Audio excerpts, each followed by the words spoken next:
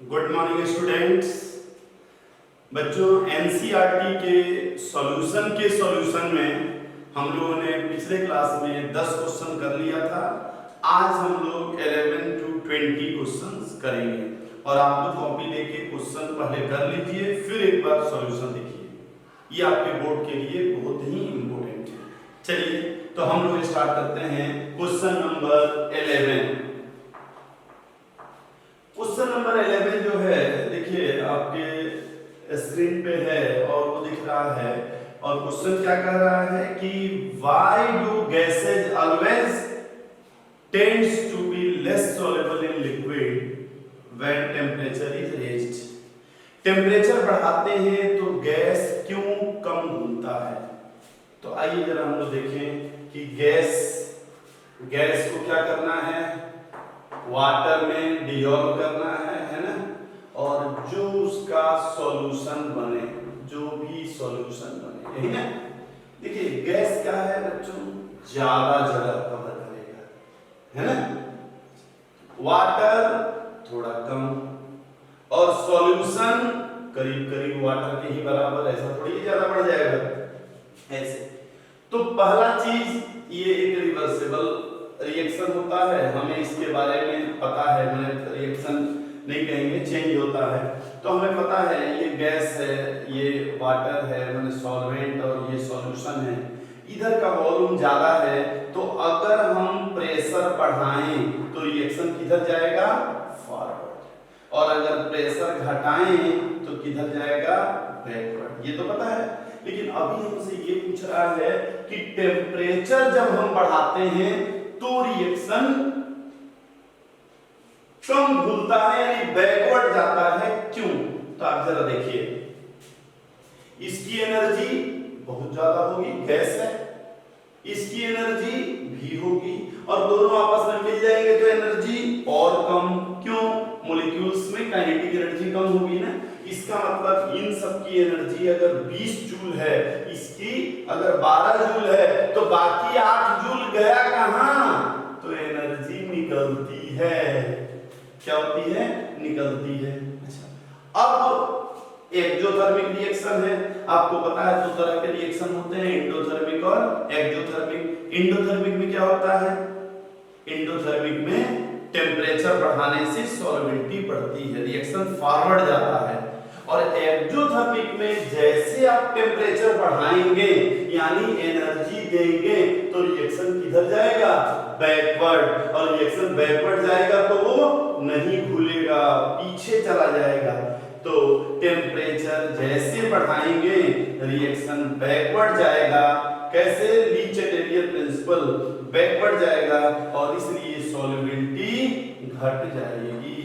तो आपके एग्जाम में राय आ रहा है कि भाई टेम्परेचर बढ़ाने पे ऐसा क्यों होता है। तो आप क्या लिखेंगे कि the solubility of gases in liquid decreases because dissolution of gases in liquid is an exothermic process and we know according to Le Chatelier principle in any exothermic process when temperature increases reaction tends to backward direction। ठीक है, तो यही आपको लिखना है। तो ये है आपका 11th क्वेश्चन। अब देखते हैं बच्चों हम लोग क्वेश्चन नंबर 12।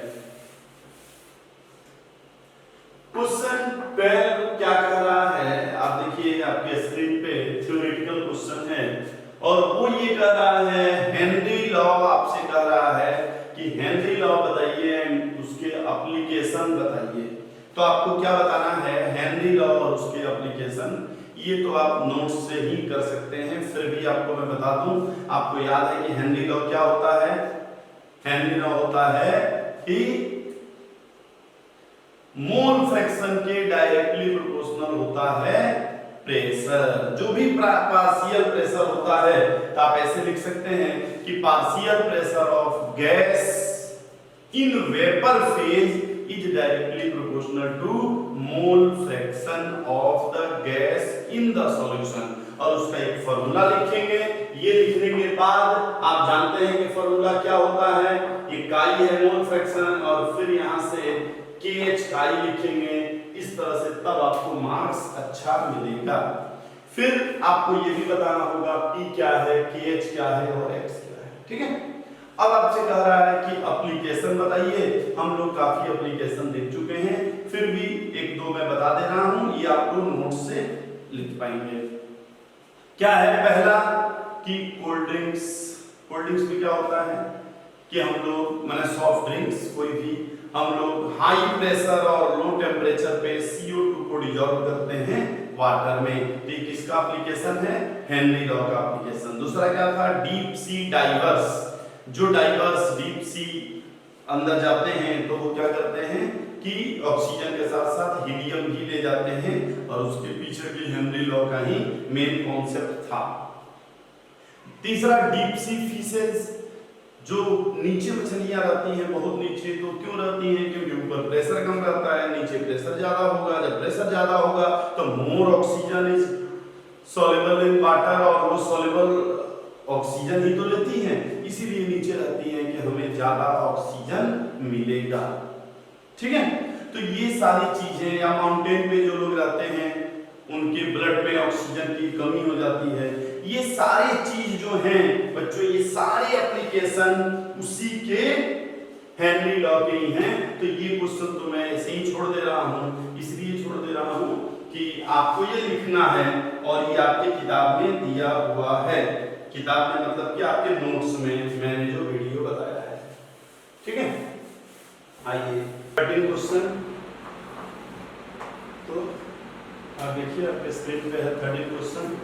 क्या है, the partial pressure of ethane ना, तो इथेन का पार्शियल प्रेशर आपको दिया हुआ है। इसका इथेन का पार्शियल प्रेशर कितना दिया है, 1 बार, और उसका मास कितना दिया है, 6.56 into 10 to the power minus 2, 6.56 into 10 to the power minus 2 gram. Okay, अब ये कह रहा है कि if the solution contain 5 into 10 to the power minus 2 gram, then what will be the partial pressure। तो अब आपको पार्शियल प्रेशर बताना है अगर मास कितना हो जाए, 5 into 10 to the power minus 2। Okay, अब जरा देखिए, यही आपको बताना था। आपको पता है कि पार्शियल प्रेशर और mole fraction P equal to KH chi, यही ना फॉर्मूला होता है। इसका क्या मतलब हुआ, इसका ये मतलब हुआ KH को आप अभी भूल जाइए, तो प्रेशर सॉरी, तो प्रेशर और मोल फ्रैक्शन एक दूसरे के डायरेक्टली प्रोपोर्शनल होते हैं। तो अब जरा देखिए, अगर प्रेशर और मोल फ्रैक्शन डायरेक्टली प्रोपोर्शनल होंगे, तो अगर मैं ये कहूं कि P1 by P2 equal to Chi1 by Chi2, तो हम ऐसा लिख सकते हैं। अच्छा, Chi1 क्या होता है, N1 by N1 plus N2, और यहाँ भी N1 प्लस N2, तो दोनों के N1 प्लस N2 कैंसिल हो जाएंगे। तो मैं क्या लिख सकता हूँ, आप जरा समझिए मैं क्या करना चाह रहा हूँ। मैं क्या इसको लिख सकता हूँ, जरा देखिए, इसको मैं स्पेशली कह रहा हूँ N1 by N1 plus N2, और नीचे वाले को N2 by N1 plus N2। तो क्या ये N1 प्लस N2 दोनों कैंसिल हो जाएंगे, यस। अच्छा, अब ये N1 को क्या हम लिखेंगे, W1 बाई M, क्योंकि मोलर मास तो दोनों के ही एक होंगे, और इसका यही तो होगा।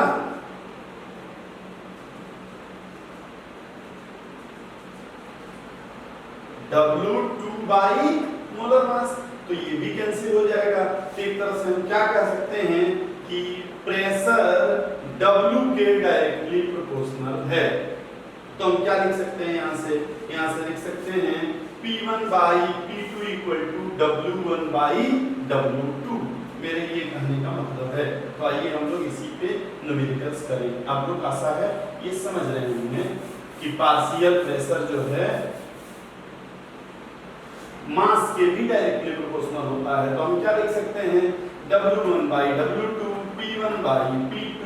अब देखिए W1 कितना है, 6.56 10 to the power minus 2, W2 कितना है 5 into 10 to the power minus 2, P1 1 bar, P2 नहीं पता, P2 को आप क्या लिख सकते हैं 5 into 10 to the power minus 2 by 6.56 into 10 to the power minus 2। बोलिए अब यहाँ से 10 to the power minus 2 10 to the power minus 2 क्या हो गए कैंसिल। अब ऊपर क्या है 5, नीचे क्या है 6.56। तो अगर इसको हम सॉल्व करें तो इसी को सॉल्व करेंगे तो आपका आंसर आ जाएगा इतना बार। तो ये सिंपल है, ये बिल्कुल डायरेक्टली प्रोपोर्शनल के बेसिस पे ये क्वेश्चन है। अब अगला क्वेश्चन, क्वेश्चन नंबर 14, मिटा दो इसको। चलिए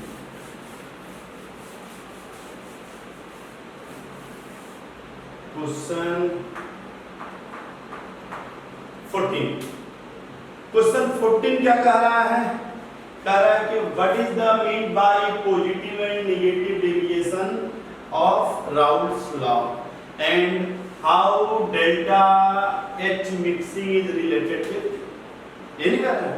तो आइए जरा देखते हैं, आपसे ये कह रहा है कि राउल्स लॉ का पॉजिटिव और नेगेटिव डेविएशन से आप क्या समझते हैं। आपको याद होगा राउल्स लॉ क्या होता है, तो राउल्स लॉ याद है क्या होता है कि अगर हमें पीएस निकालना है तो हम क्या लिखते थे पी नॉट इंटू, बोलिए पी नॉट ए इंटू काई, यही निकालते थे अगर हमें पीएस निकालना है तो अगर ये ऐसा आ रहा है या इसको पीए भी कर सकते हैं आप, है ना, इसको पीए भी कर सकते हैं। तो अगर ऐसा फॉर्मूला आ रहा है तो हम लोग क्या कहते थे, इसको बोलते थे कि ये राउल्स लॉ को फॉलो कर रहा है। लेकिन क्या होता था कभी कभी कि मॉलिक्यूल्स में पहले से ज्यादा अट्रैक्शन हो गया, पहले से कम, पहले से बने कि जैसे सॉल्वेंट है तो एक सॉल्वेंट है दूसरा भी सॉल्वेंट है, माने दोनों लिक्विड हैं, दोनों लिक्विड को हम मिला रहे हैं तो मिलाने पे पहले से अट्रैक्शन और बढ़ गया, पहले से अट्रैक्शन और घट गया, तो वेपर प्रेशर क्या होगा वो भी बढ़ जाएगा या वो भी घट जाएगा। तो उस पे क्या होगा, जो हमारा ये फॉर्मूला है बच्चों, ये कभी कभी इससे बढ़ जाता है या कभी कभी इससे घट जाता है ना। तो इसको हम लोग कहते हैं पॉजिटिव डेविएशन, इसको कहते हैं नेगेटिव डेविएशन, उसको कहते हैं राउल्स लॉ को फॉलो कर रहा है आइडियल सॉल्यूशन। ठीक है, तो यही है। तो अगर आपसे कह रहा है पॉजिटिव और नेगेटिव डेविएशन से आप क्या समझते हैं, तो आप क्या कहेंगे, आप ये कहेंगे कि the partial pressure of solution is slightly greater than किसके, the product of pure form of, मतलब a vapour pressure and mole fraction, तो इसको कहेंगे पॉजिटिव डेविएशन, और कम हो गया तो नेगेटिव डेविएशन। और ये दोनों क्या होते हैं, नॉन आइडियल सॉल्यूशन। तो मैं सब्जेक्टिव में उसको लिखवा तो नहीं रहा हूं। और एक और चीज कह रहा है डेल्टा एच मिक्सिंग, तो आप जानते हैं अगर डेल्टा एच मिक्सिंग 0 है तो इसको क्या कहते हैं, आइडियल सॉल्यूशन। क्या बोलते हैं, आइडियल सॉल्यूशन। और अगर डेल्टा एच मिक्सिंग 0 से बड़ा है तो क्या बोलते हैं, इंडोथर्मिक। क्या बोलते हैं, इंडोथर्मिक। और इस केस में ये क्या होता है, पॉजिटिव डेविएशन। और अगर डेल्टा एच मिक्सिंग 0 से छोटा है तो एक्सोथर्मिक, और इसको कहते हैं नेगेटिव डेविएशन। ये यही पूछ रहा है कि डेल्टा एच इस पॉजिटिव और नेगेटिव डेविएशन से कैसे जुड़ा हुआ है। बिल्कुल थ्योरेटिकल है, आप एक बार वीडियो देखिए, वहां पर पॉजिटिव नेगेटिव डेविएशन से सारी बातें डिटेल में बताई गई हैं। ठीक है, आइए अब हम लोग देखते हैं बच्चों नेक्स्ट क्वेश्चन, क्वेश्चन 15।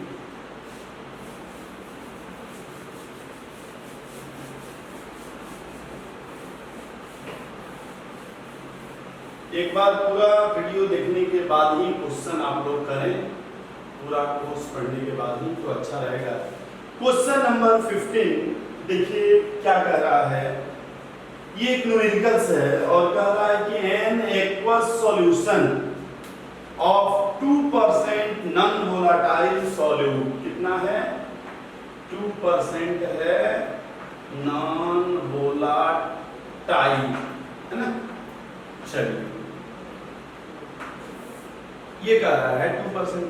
अब क्या कह रहा है, ये जो प्रेशर लगा रहा है वो 1.004 बार है, यही आपको बोल रहा है कि 1.004 बार है। कब? At the normal boiling point of solvent. तो आपसे क्या कह रहा है, मोलर मास बताइए, किसका? सॉल्यूट का, है? तो आपसे कह रहा है सॉल्यूट का मोलर मास। तो आइए देखते हैं इसका कैसे हम लोग सॉल्व करेंगे। ठीक है, देखिए आपको फॉर्मूला पता है कि अगर हमें बॉइलिंग पॉइंट देखना है तो हम कौन सा फॉर्मूला अप्लाई करते हैं, या यहाँ तो प्रेशर दिया है ना, सॉरी, अगर हमें मैंने relative lowering in vapour pressure देखना है तो हम कौन सा फॉर्मूला अप्लाई करते हैं? तो हम लोग फॉर्मूला अप्लाई करते हैं क्या? Lowering in vapour pressure. Relative lowering in vapour pressure किसको बोलते हैं? किसको बोलते हैं? देखिए ये है हमारा सॉल्वेंट, थोड़ा बहुत आपको याद होगा, ये है हमारा सॉल्वेंट, इसका एक वेपर प्रेशर है मान लीजिए P0, इसमें हमने कुछ डाला, अब क्या हो गया, इसका वेपर प्रेशर थोड़ा कम हो गया। क्या हो गया? थोड़ा कम हो गया। उसी को जो भी कम हुआ हम क्या लिख दिए, सॉल्यूशन का वेपर प्रेशर कितना हो गया? PS। तो क्या लिखेंगे? P0 माइनस PS, यही ना कमी आएगी, और बाई P0 इसी को कहते हैं relative lowering in vapour pressure. और relative lowering in vapour pressure किसके बराबर होता है? मोल फ्रैक्शन ऑफ B माने सॉल्यूट, ये माने सॉल्वेंट, इसी के बराबर होता है। अब इसका फॉर्मूला हम क्या लिख सकते हैं? तो NB by Na plus NB। अब समझ रहे हैं? अब दो बातें यहाँ हैं कि सॉल्यूशन बहुत डाइल्यूट है कि कंसंट्रेटेड है। अगर बहुत डाइल्यूट है तो हम इसको नेगलेक्ट कर सकते हैं। आपके क्वेश्चन में बता रहा है 2% सॉल्यूशन, तो आप समझ रहे हैं 2%, 5% के नीचे क्या माना जाता है? बहुत डाइल्यूट, और उसको नेगलेक्ट कर सकते हैं। तो बहुत डाइल्यूट है, इसलिए हम क्या कर रहे हैं, Na और Nb को क्या लिख सकते हैं? Na। आप समझ रहे हैं हम क्या कह रहे हैं? मेरे कहने का मतलब एक ड्रम आप पानी लीजिए और उसमें छोटा सा 1 चम्मच चीनी डाल दीजिए। हम पूछे आप बताइए कितना है, पहले 100 लीटर था, अब कितना? आपने 100 ही लीटर है, उससे क्या फर्क पड़ेगा? तो उसी तरह से हमने कर दिया। चलिए तो अब हम क्या लिख सकते हैं, जरा देखिए क्या क्या हमें पता है, क्या क्या हमें पता है। क्या हमें P0 पता है? क्वेश्चन में PS पता है। आप एक एक चीज देखते जाइए कि हमें क्या पता है और क्या नहीं पता है, किस तरह से हम इसको सॉल्व करेंगे। क्या क्वेश्चन में एक और चीज दिया है क्या? एक बार क्वेश्चन आप देखिए, हमको P0 भी दिया है क्या क्वेश्चन में? 1.013, क्या ये दिया है क्या? तो आइए हम लोग देखते हैं इसका सॉल्यूशन। अगर नहीं दिया है तो आपको नॉर्मल बॉइलिंग पॉइंट पे कितना होता है? 1 बार होता है ना, तो 1 बार एग्जैक्ट नहीं होता है, वो होता है 1.013। तो ठीक है, अब -1.004, यही ना, अब बाकी नीचे 1.013 ये करेंगे। यहाँ थोड़ा एग्जैक्ट करना पड़ेगा। और यहाँ क्या दिया है आपको? मोल NB बाई Na, एक तो NB को हम लोग घटा दिए ना, NB बाई Na। तो अब जरा हम लोग इसको देखते हैं, NB बाई Na क्या है, कैसे करेंगे इसको? 2% कह रहा है तो हम क्या लिखते हैं? 2। बोलिए मोलर मास हमें नहीं पता, नहीं पता। बाकी वाटर कितना है? 98। वाटर का मोलर मास 18, यहाँ करेंगे तो ऊपर डिवाइड होगा ना। इसी को बच्चों हमें सॉल्व कर लेना है और MB निकाल लेना है। तो जैसे आप सॉल्व करेंगे और MB निकालेंगे तो ये कितना आ जाएगा? मैं पूरा कैलकुलेट आप लोग दिएगा, ये करीब करीब आ जाएगा 41.3 0.35 और यही होगा हमारा आंसर। ठीक है बच्चों, तो ये है आपका 15 क्वेश्चन। अब हम लोग अगला देख रहे हैं क्वेश्चन नंबर 16। आइए हम लोग आगे बढ़े क्वेश्चन नंबर 16 के तरफ। देखिए क्वेश्चन कठिन नहीं होता है। एनसीईआरटी के क्वेश्चन में एक ही दिक्कत होती है थोड़ी कैलकुलेशन की। कैलकुलेशन थोड़ा ज्यादा करना पड़ता है और बाकी क्वेश्चन बहुत ही आसान होता है। आप देखिए क्वेश्चन नंबर 16 आपके स्क्रीन पे है। क्या कह रहा है क्वेश्चन कि हमारे पास दो चीज है, हेप्टेन और ऑक्टेन। क्या है? हेप्टेन और ऑक्टेन। ठीक है, तो दो चीज हमारे पास है, एक है हेप्टेन और ऑक्टेन।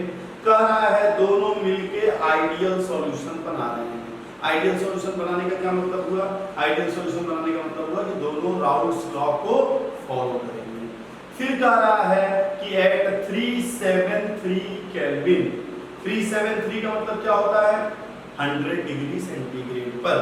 तो vapour pressure of two liquids components are 105.2 kilo pascal. तो 100 डिग्री पे वेपर प्रेशर कितना है? 105 105.2 किलो पास्कल। ठीक है, अच्छा दोनों का अलग अलग बता रहा है। ठीक है, मैं इसको हेप्टेन को H लिख दे रहा हूं, ऑक्टेन को PO लिख दे रहा हूं। तो इसका है इतना और दूसरे का कितना है? 46। ठीक है, तो दूसरी का है 46.8। ये दिया हुआ है आपका हेप्टेन और उसका। अब आपसे क्या कह रहा है दोनों देने के बाद कि what will be the vapour pressure of mixture if 26 gram heptane and 35 gram octane. अगर वेपर प्रेशर क्या होगा मिक्सचर का अगर एक कितना हो?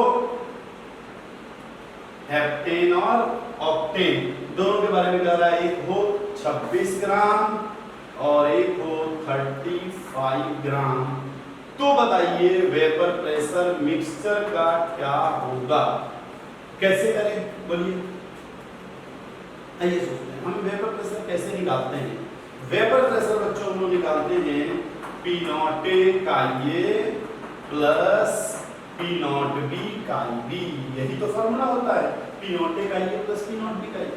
हमें यही सोचना है कि कैसे निकालें। तो आइए जरा देखते हैं।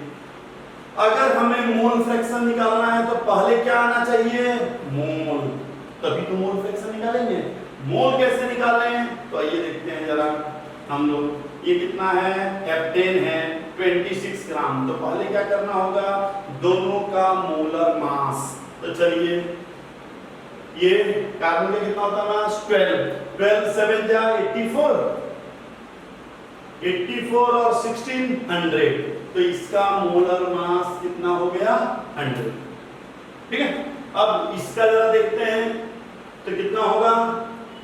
12 8 जा और 18 तो 12 96 और 18 114। ये 114। अगर हम मोल निकालें तो देखिए इसका अगर मोल निकालते हैं हेप्टेन का कितना आएगा?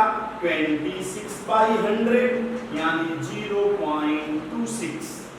और अगर ऑक्टेन का मोल निकालते हैं तो 35/114। बोलिए आएगा ना? तो इसको भी हम निकाल सकते हैं। कितना आएगा? करीब करीब 0.3। एक्जेक्ट से निकालना है जो आए। बोलिए इसमें तो कोई दिक्कत नहीं है। अब हमें क्या निकालना है? Mole fraction. मोल फ्रैक्शन कैसे निकालें? तो अब जरा देखिए, अगर हमें निकालना है क्या, मैं यहां लिख रहा हूं, अगर हमें निकालना है का H तो ऊपर क्या लिखेंगे? 0.26 और नीचे क्या लिखेंगे? 0.26 प्लस 0.3। इसी तरह अगर काइयो निकालना है तो ऊपर 0.3 और नीचे 0.26 प्लस 0.3। बोलिए, अगर आप इसको सॉल्व करेंगे तो जो ये है 0.26 और 0.26 प्लस 0.3, तो इसको जब आप सॉल्व करेंगे तो ये 0.46 के बराबर आएगा। और दूसरा आप सॉल्व नहीं भी करेंगे तो भी आ जाएगा 54। क्यों? 1 में से इसको माइनस कर लीजिए, और सॉल्व करेंगे तो भी इतना ही आएगा। अब आप आ जाइए यहाँ जो हमारा क्वेश्चन है। तो अब क्या करें, हमारे पास ये फॉर्मूला है। अब इसी फॉर्मूले पे हमें कुछ नहीं करना है, बस वैल्यू रखना है। पीए कितना दिया है 105.2 का, ये कितना आ गया 0.46। पी नॉट बी कितना दिया है, पी नॉट बी बी मैंने ये ऑक्टेन 46.8 और काई भी कितना है 0.54। यही तो हमें निकालना है, तो केवल इसको सॉल्व कर देना है, आपका आंसर आ जाएगा। तो मैं डायरेक्ट लिखूंगा क्योंकि मैं मल्टीप्लाई करूंगा तो आप लोगों का समय भी जाएगा और आंसर तब भी उतना ही आएगा जितना आना है। तो इसको आप सॉल्व करेंगे तो आपका इतना किलो पास्कल आंसर आ जाएगा। और ऐसे क्वेश्चन को हम लोग ट्रिक से भी बहुत देखे हैं किस तरह से करेंगे, यानी ट्रिक से एग्जैक्ट आंसर तो नहीं आएगा, लेकिन ये समझ में आ जाएगा कि किसके किसके बीच में आना चाहिए। आप लोग वीडियो अगर देखे हैं तो ये ध्यान रखना। चलिए, ये था क्वेश्चन नंबर 16। अब हम चल रहे हैं क्वेश्चन नंबर 17। चलिए इसको मैं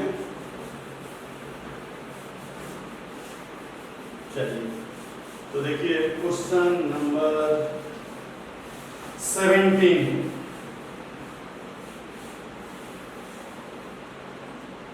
देखिए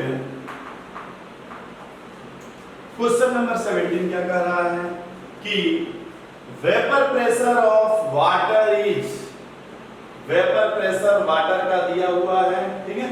इसको मैं पी नॉट लिख दे रहा हूं क्योंकि वो प्योर सॉल्वेंट होता है, उसको पी नॉट लिखते हैं। कितना दिया है 12.3 किलो पास्कल। ओके, अच्छा जी, ये वेपर प्रेशर दिया हुआ है एट 300 केल्विन। एक टेम्परेचर भी दिया है, इसकी जरूरत शायद न पड़े। अच्छा, अब क्या कर रहा है, calculate vapour pressure of 1 molar solution. Vapour pressure किसका बताना है, यानी पीएस बताना है। मोलेलिटी 1 है, ये क्या है मोलेलिटी, मैं एम लिख दे रहा हूं, आप समझ जाइएगा। तो कह रहा है 1 मोलर सॉल्यूशन का आप बताइए क्या होगा अगर वो नॉन वोलेटाइल सॉल्यूट हो। तब तो बहुत कठिन नहीं है, कैसे आप करेंगे पहले जरा सोचिए। फॉर्मूला क्या है आपका, फॉर्मूला है P equal to P nought का ये। तो आपको क्या क्या यहाँ पता है, क्या क्या निकालना है जरा देखिए। पी नॉट कितना दिया है 12.3। निकालना क्या है आपको पीएस, पीएस माने यही पीए को ही पीएस कहते हैं। यानी अगर हम किसी तरह मोल फ्रैक्शन निकाल लें तो निकाल देंगे। और मोल फ्रैक्शन कैसे निकालेंगे, मोलेलिटी, इसी को फ्यूज्ड क्वेश्चन कहते हैं। फ्यूज्ड क्वेश्चन माने अब देखिए मोलेलिटी से निकालेंगे मोल फ्रैक्शन, अब मोल फ्रैक्शन से निकालेंगे पीएस। तो आपको फॉर्मूला पता होना चाहिए क्या, कि मोलेलिटी और मोल फ्रैक्शन में क्या रिलेशन होता है। तो हमने बताया था 1000 काईबी, क्या था 1000 काईबी बाई काईए एमबी, यही फॉर्मूला था, ठीक है। तो आपका फॉर्मूला था 1000 काईबी बाई काईए एम, ये तो सॉल्वेंट था ना, एम में ये था। अब आइए जरा देखिए आपको क्या क्या दिया हुआ है। आपको मोलेलिटी दिया है 1000, तो वैसे ही रख लीजिए। निकालना क्या है, निकालना क्या है, तो आपको काईबी निकाल लीजिए या काईए निकाल लीजिए। हमें काईए निकालना था तो इसको 1 माइनस कर दीजिए, या काईबी ही निकाल दीजिए तो इसको कर दीजिए 1 माइनस काईबी, जो आपको मन करे, है ना। तो ये m में कितना हो जाएगा जरा सोचिए। m में क्या है, वाटर बोला है क्या, तो वाटर का कितना होता है 18।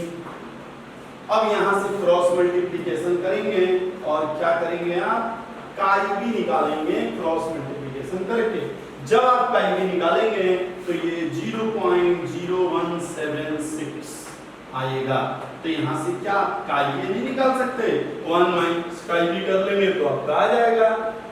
तो 0.98 के आसपास आएगा, है ये 2 ही तो है, तो आपका 98 के आसपास आएगा।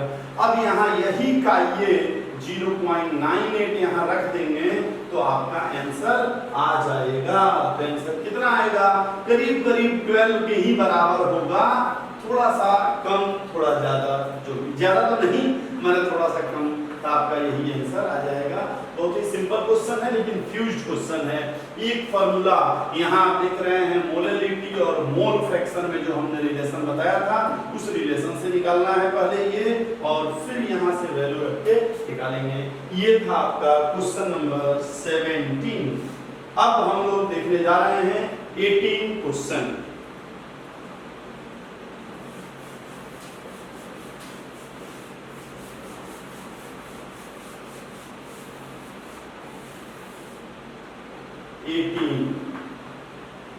तो क्वेश्चन 18 क्वेश्चन क्या कह रहा है, आप जरा देखिए, calculate the mass of non volatile solute. एक नॉन वोलेटाइल सॉल्यूट है, उसका कह रहा है मास बताइए, लेकिन आपको मोलर मास दिया है 40। चलिए क्या है, सॉल्यूट की सॉल्वेंट, सॉल्यूट इसलिए Mb लिखेंगे, सॉल्वेंट रहता तो A लिखते, तो Mb दिया है 40। अब कह रहा है कि which should be dissolved in 114 gram octane. किसमें डिसॉल्व किया गया है, 114 ग्राम क्या ऑक्टेन। तो क्या हम उसका M में भी लिख सकते हैं मोलर मास, अभी तो ऑक्टेन का निकाले थे पिछले क्वेश्चन में 114, तो मेहनत भी नहीं करना है, तो ये भी पता चल गया। अब क्या कह रहा है कि जैसे हम ऑक्टेन में डाल रहे हैं उसका वेपर प्रेशर 80% रिड्यूस हो जाता है। क्या कह रहा है, वेपर प्रेशर रिड्यूसेस बाय 80%। तो अब आपसे क्वेश्चन क्या कह रहा है, मास बताना है किसका, जो भी चीज डाले हैं। फिर से क्वेश्चन समझ लीजिए क्या क्वेश्चन कह रहा है। क्वेश्चन आपसे कह रहा है एक कोई भी सब्सटेंस है जिसका मोलर मास है 40, उसको हमने क्या कर दिया, ऑक्टेन एक लिक्विड है उसमें डाल दिया। जैसे डाला उसका वेपर प्रेशर क्या हो गया, 80% रिड्यूस हो गया। तो अब बताइए हमने कितना वो केमिकल डाला होगा। ओके, आइए मान लेते हैं P नॉट कितना है 100 और PS कितना है, P नॉट भाई शुरू में तो 100 मानेंगे ना। अच्छा, तो हमारा PS कितना है 80% को रिड्यूस हुआ। बस अब आपको कुछ नहीं करना है, बस फार्मूले में वैल्यू रखना है और आंसर लाना है। फार्मूला क्या है हमारा, अगर आपको ध्यान है तो बताइए। फार्मूला है PS equal to P nought यही ना। तो आइए अब हम लोग देखते हैं। अब यहाँ A B के चक्कर में नहीं पड़ना है, क्योंकि ये अब हम A मान रहे हैं कि B अब उस पर डिपेंड है। अगर हम सॉल्वेंट की बात कर रहे हैं सॉल्यूट की, तो यहाँ B लिखेंगे इस तरह से, ये PS। अब यही करना है हमें, तो कैसे करें, हमें क्या मेन क्या करना है, हमें मोल फ्रैक्शन निकालना है। भाई ये देखते हैं, PS हमें पता है कितना 80, P नॉट 100,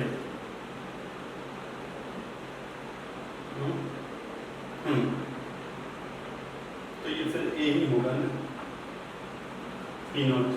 ओके, अब आपसे क्या कह रहा है 100, और अभी यहाँ मोल फ्रैक्शन निकालना है। मोल फ्रैक्शन कैसे निकालेंगे आप, तो आपको पता है इसको नहीं होना, तो यहाँ अभी रहने दीजिए, अभी अलग थोड़ा सा कर लीजिए। अलग क्या करेंगे, आपको पता है mole fraction Na by Na plus Nb, और मोल फ्रैक्शन कितना कह रहा है 80%। तो आप इतना तो समझ ही रहे हैं कि 0.8 नहीं समझे आप, ये PS दिया हुआ है ना और ये दिया हुआ है, तो दोनों का रेशियो तो होगा, तो आप निकाल लेंगे 0.8। अब आप क्या करेंगे, ये कितना है 114 बाई मोलर मास 114, फिर से 114 बाई 114। NB के बारे में आप क्या कहेंगे, तो NB WB है, WB है, तो WB और उसका मोलर मास कितना है 40, ये भी दिया हुआ है, इक्वल टू 0.8। अब आपको यही सॉल्व करना है, तो कैसे करेंगे, 1 by 1 plus WB by 40 equal to 0.8। बोलिए यहाँ तक कोई दिक्कत। अब यहीं से हम क्या करेंगे, हमें तो लग रहा है कि इन सब चीजों की भी जरूरत नहीं है, हम ऐसे ही निकाल लेंगे, हमें WB ही तो निकालना है, तो हम WB निकाल लेंगे।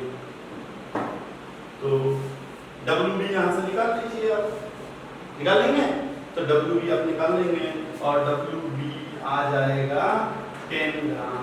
आप इसको सॉल्व करिएगा, आ जाएगा, तो आप टेक्निक समझ लेंगे। ठीक है, चलिए ये था क्वेश्चन नंबर 18। अब देखते हैं क्वेश्चन नंबर 19।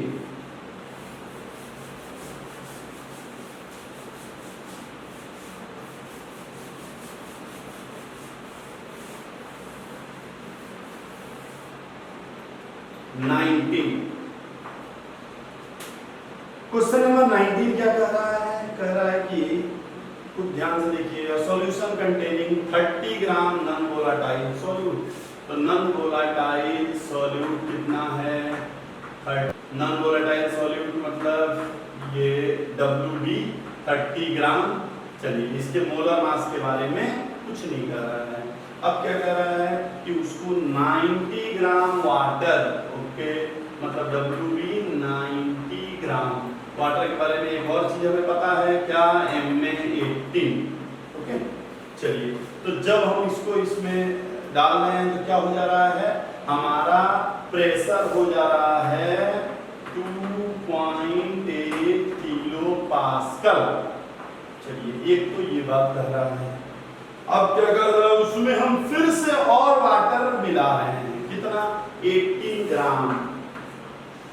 तो इसमें 18 ग्राम हम वाटर ऐड कर रहे हैं, तो ये जो 2.8 है वो कितना हो जा रहा है 2.9 किलो पास्कल। ठीक, तो कह रहा है एक तो मोलर मास ऑफ सॉल्यूट बताइए, मतलब सॉरी MB, एक क्या बताइए MB। पहला क्वेश्चन ये कह रहा है। दूसरा क्वेश्चन कह रहा है वेपर प्रेशर ऑफ वाटर बताइए। तो दूसरा कह रहा है वेपर प्रेशर ऑफ वाटर माने P0 भी बताइए। तो कोई दूसरा कलर है क्या, ये एक और ये दो क्वेश्चन है और बिल्कुल ही फॉर्मूला बेस्ड क्वेश्चन है, कोई दिक्कत ही नहीं है। कैसे, आपको फॉर्मूला पता है क्या, P0 minus PS by P0 equal to mole fraction, पता है ना। और अगर उसमें भी जो मोल फ्रैक्शन है एक को हम मान ले रहे हैं कि बहुत कम है, तो उस कंडीशन में हम क्या कर सकते हैं, केवल लिख सकते हैं कि WA बाई, क्या लिख सकते हैं, WB बाई MB और WA, अरे मोल को MA, बोलिए ये भी तो लिख सकते हैं। अब यहाँ से बस आपको सॉल्व कर देना है, कोई दिक्कत नहीं आएगी। देखिए P0 निकालना है, PS दिया है, कितना दिया है 2.8 लिखे कि 2.9 लिखें, पहले वाले में 2.8 ही लिखेंगे। फिर P0 नहीं पता, WB कितना लिखेंगे 30 ग्राम, MB नहीं पता है ना, MA 18, WA 90। बोलिए, लेकिन यहाँ दिक्कत क्या है बच्चों, दो वेरिएबल हैं, दो चीज हैं जो हमें नहीं पता है। कोई बात नहीं है, हम इसको तो थोड़ा सा सॉल्व कर लें। क्या इसको 3 टाइम्स में कैंसिल कर सकते हैं और इसको 6, बोलिए तो हम क्या लिख सकते हैं P0 minus 2 2.8 by P nought equal to 6 by M B. इसको हम मान ले रहे हैं इक्वेशन फर्स्ट। ठीक है, इसी तरह से एक बार फिर क्या करेंगे हम, फिर लिखेंगे पी नॉट, क्योंकि पी नॉट में तो कोई चेंजिंग नहीं है, और पी एस के जगह पे क्या लिखेंगे 2.9, और यहाँ क्या लिखेंगे 30, क्योंकि डब्ल्यू भी 30 ही है, लेकिन यहाँ डब्ल्यू कितना लिखेंगे 90 था और 18 ग्राम और मिलाया गया, कितना 108। तो हमारा क्या हो जाएगा, अगर इसी के बेसिस पे हम दोबारा देखें तो हम लिख सकते हैं P nought minus 2.9 by P nought 30 by M B, और इधर 18 नीचे 108, यही ना, तो ये लिख सकते हैं हम लोग। तो आइए जरा देखें अब वो कुछ कैंसिल हो रहा है क्या कि नहीं हो रहा है। अब क्या होगा जरा देखिए, कैसे होगा, इसको ऊपर सॉल्व करिए, 18 का टेबल पढ़िए जरा, देखिए 18 के टेबल में आता है क्या 108 आएगा, आएगा 18 बच्चे 90, 85 जा 90, और 18 6 जा 108, और 6 5 जा 30, चला गया। तो क्या आया P nought minus 2.9 by P nought equal to 5 by M B, second equation. तो दो इक्वेशन हो गए बच्चों, तो क्या आप इन दोनों से नहीं निकाल पाएंगे एम बी? आइए देखते हैं कैसे निकालेंगे। एम बी हमें अगर निकालना हो तो एम बी निकालना हो तो हम क्या करेंगे, जरा आप समझ लीजिए। अगर एम बी निकालना है दोनों का, आप देख लीजिए, तो एम बी भी हम निकाल सकते हैं और पी नॉट भी निकाल सकते हैं। किस तरह से, पहले आप क्या करेंगे, एम बी ही कैंसिल कर दीजिए। अगर दोनों को डिवाइड करें, दोनों इक्वेशन फर्स्ट और सेकंड को डिवाइड कर लीजिए, तो इतना बाई इतना, और इधर क्या करेंगे इतना, तो पी नॉट कैंसिल, इधर क्या होगा एम बी कैंसिल। तो यहाँ से पी नॉट निकाल लेंगे, मैं निकाल नहीं रहा हूँ, आप निकाल लेंगे क्या, पी नॉट इन दोनों इक्वेशन से वो निकाल लेंगे ना। अच्छा, और जब पी नॉट निकाल लेंगे बच्चों, तो उसी पी नॉट को इसमें वैल्यू में पुट कर दीजिए, चाहे इसमें, तो एम बी भी निकाल लेंगे। तो मेरे ख्याल से दोनों बहुत कठिन नहीं है, आपका पी नॉट आ जाएगा जब यहाँ सॉल्व करेंगे तो 3.4, और जो एम बी आप निकालेंगे यहाँ से, कैसे, जब पी नॉट निकाल लेंगे तो यहाँ वैल्यू पुट करेंगे, वो आ जाएगा 34। ठीक है, तो मेरे पास जगह की कमी की वजह से मैं डायरेक्ट लिख दे रहा हूँ, लेकिन ये बिल्कुल बहुत आसान वो है, इक्वेशन आप कर सकते हैं। और अब लास्ट क्वेश्चन 20 आज का है ना, 10-10 क्वेश्चन का हम लोगों ने वो किया था। तो चलिए अब क्वेश्चन नंबर 20 इसको मिटा दो।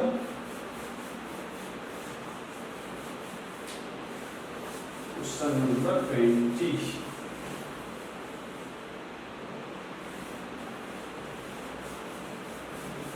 तो देखिए 20 क्वेश्चन क्या कह रहा है, क्वेश्चन 20 कह रहा है कि 5% सॉल्यूशन बाई मास, क्या है 5% सॉल्यूशन बाई मास, आप समझते हैं, ऑफ केन शुगर ऑफ, ठीक है, तो केन शुगर का सॉल्यूशन है, उसका फ्रीजिंग पॉइंट कितना है, फ्रीजिंग पॉइंट सॉल्यूशन का TF है ना, तो कितना है 271 केल्विन। चलिए ये फ्रीजिंग पॉइंट का क्वेश्चन हो गया। अब आपसे क्या कह रहा है कि calculate freezing point of 5% glucose. Okay, अगर 5% ग्लूकोज हो, ये क्या था, केन शुगर माने सुक्रोज, 5% ग्लूकोज हो तो उसका TF बताइए। कुछ दिया भी है, हाँ दिया है कि फ्रीजिंग पॉइंट ऑफ वाटर दिया है 273.15। चलिए freezing point of water P not F ना 273.18 यही ना 15। ओके आइए देखते हैं कोई कठिन है क्या? नहीं। हमारे पास फॉर्मूला है क्या? Delta TF equal to KF into molality, यही फॉर्मूला होता है। तो हम डेल्टा TF को क्या लिख सकते हैं? डेल्टा TF को लिख सकते हैं इतना माइनस इतना। बोलिए तो हम लिख दे रहे हैं, अरे यही तो होता है ना डिप्रेशन इन फ्रीजिंग पॉइंट। तो 273.15 इधर दिया है 271। ओके नीचे कुछ नहीं। KF क्या KF नहीं दिया क्या क्वेश्चन में? कोई बात नहीं, इसका मतलब KF कैंसिल हो जाएगा। अब मोलेलिटी, मोलेलिटी क्या होता है? तो ऊपर मोल किसका? सॉल्यूट का 5, ठीक है। और केन शुगर का मोलर मास कितना होता है? सुक्रोज का 342। और नीचे क्या लिखेंगे? Mass of solvent. तो मास ऑफ सॉल्वेंट कितना है? जब 5% वो है तो 95 है, वाटर में है इसलिए 18। तो मेरे ख्याल से यहाँ तक आपको कोई दिक्कत नहीं, मोल नहीं निकालना है ना, इसको तो केजी में लिखते हैं, सॉरी। तो 1000। अब यहाँ क्या है? एक इक्वेशन आपका आ गया, इसमें एक इक्वेशन में कहीं से कोई दिक्कत नहीं आएगी। अब देखिए दूसरा इक्वेशन क्या कर रहा है? दूसरा इक्वेशन आप क्या लिख सकते हैं? 271.5 माइनस कितना हमें नहीं पता है वो KF, तो KF ही रहेगा। अब देखिए वो कह रहा है 5% ग्लूकोज है, तो 5 ग्लूकोज 180 होता है, 180 वो भी 95 और वो भी 1000, और ये हो गया सेकंड इक्वेशन। तो आपके पास दो इक्वेशन हैं, इन्हीं दोनों इक्वेशन को आपको सॉल्व कर लेना है। आइए देखते हैं कैसे सॉल्व करेंगे।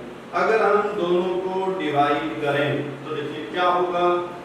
273.15 273.15 माइनस TF, KF कैंसिल, ठीक है। 195 कैंसिल, 5 कैंसिल, ठीक है। तो क्या हो जाएगा? 180/342। तो क्या यहाँ एक ही तो वेरिएबल है TF, तो क्या TF नहीं निकाल लेंगे थोड़ा सा मेहनत करके? बोलिए। तो यहाँ से आप चाहें तो TF निकाल सकते हैं, जो कि बहुत ही आसान है। तो यहाँ से आप TF निकाल लीजिएगा, क्रॉस मल्टीप्लिकेशन करके इसको सॉल्व करके कोई दिक्कत नहीं आएगी। और TF जो निकालेंगे वो 269 आएगा, तो 269 आपका आ जाएगा TF। तो इस तरह से आपका 20 क्वेश्चन भी हो गया। तो बच्चों हम लोग क्या करेंगे अभी कि सॉल्यूशन का जैसे हमने 10 क्वेश्चन पिछले क्लास में कराया, 10 क्वेश्चन ये देखे, फिर अगले वीडियो में 10 क्वेश्चन, ऐसे 10-10 क्वेश्चन करते जाएंगे। आप लोग एक बार देख के प्रैक्टिस करते जाइए। फिर भी कहीं दिक्कत आ रहा है तो हमें आप लोग पूछ लीजिए, ठीक है। और पूरा प्रैक्टिस करिए, बढ़िया से जम के मेहनत करिए। Thank you.